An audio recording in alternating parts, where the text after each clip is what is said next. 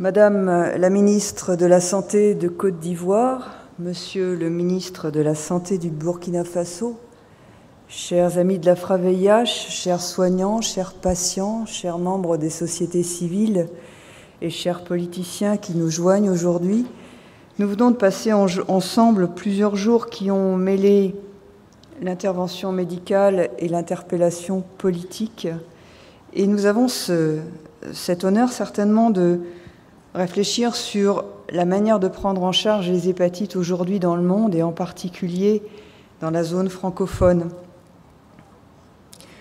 On peut certainement parler de double peine, de triple peine, HIV, hépatite B, hépatite C. Immanquablement, la pensée se tourne vers les enfants qui vont naître aujourd'hui, qui n'auront pas été dépistés pour les hépatites et qui n'auront pas reçu de vaccination hépatite B à la naissance. Immanquablement, on va penser à Gavi.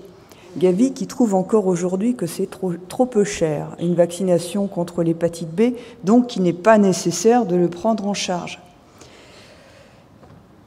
Le temps de l'appel à FRA-VIH de Bordeaux, c'est aussi le temps de l'indignation, certainement, par rapport à ce genre d'absurdité.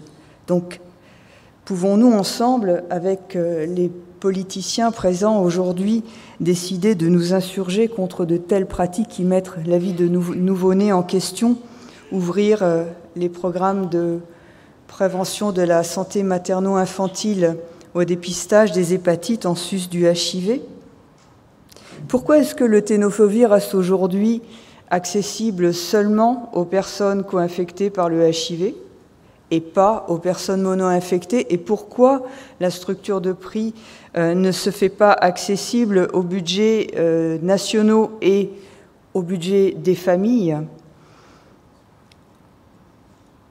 Du côté des hépatites C, il est un peu facile de régler l'histoire en disant qu'il y a des génériques et donc que le problème est résolu. L'accès au dépistage n'est pas résolu, le monitoring n'est pas en place, et est-ce qu'un traitement à 900 $, c'est suffisamment peu cher? Non, il peut encore diminuer très très drastiquement. Le sens de la conversation aujourd'hui et le sens de l'appel de Bordeaux sera le sens de l'impertinence et le sens de pousser en avant. Soyons ambitieux, a dit Kevin de Cork ce matin. Ce sera le sens de cette discussion que nous allons avoir aujourd'hui. J'appelle maintenant Christine Katlama.